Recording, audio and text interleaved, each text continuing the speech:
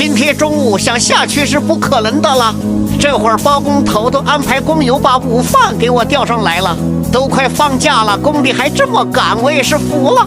调到这个位置，我们只能下去拿了。走，下去拿上来看看今天中午给我买了什么好吃的，戴上我的3级头盔。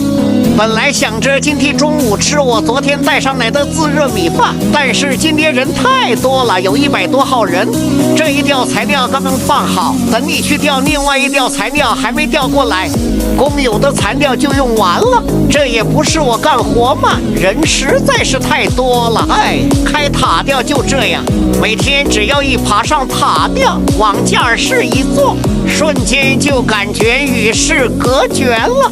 这高空之上就我一个人，唯一能说上话的可能就是架耳室里面那台对讲机了。从这里钻过去就能拿到我们今天的午饭和水了。昨天晚上加班来取饭的时候，衣服从这上面刮来一下全是黄油。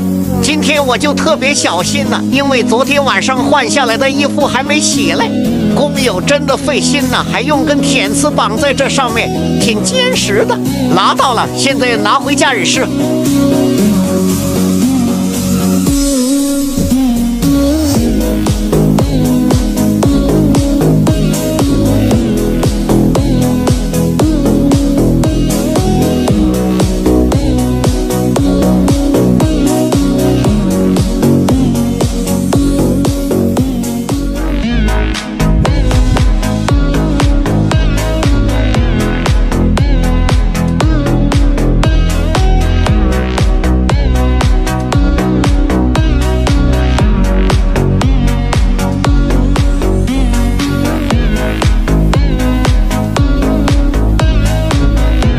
我这拿饭的操作室看着不高啊，每次不管是拿饭还是拿水，就这短短的几米，手心都出汗了。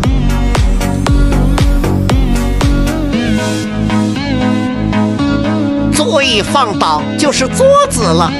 这次吊饭的工友肯定不是上次那个，因为以前从来没有往上面绑过铁丝。你还别说，这样还挺牢固的。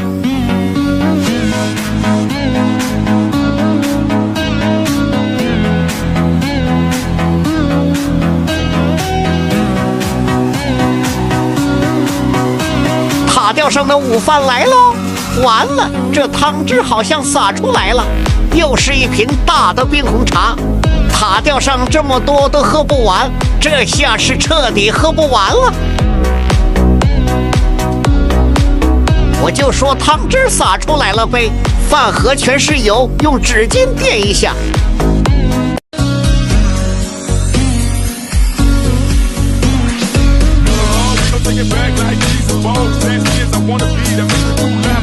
今天好像也是几个菜哟，花菜、木耳炒肉，还有红烧肉。看看花菜底下还有啥，好像全是木耳啊，这都是我喜欢吃的呀。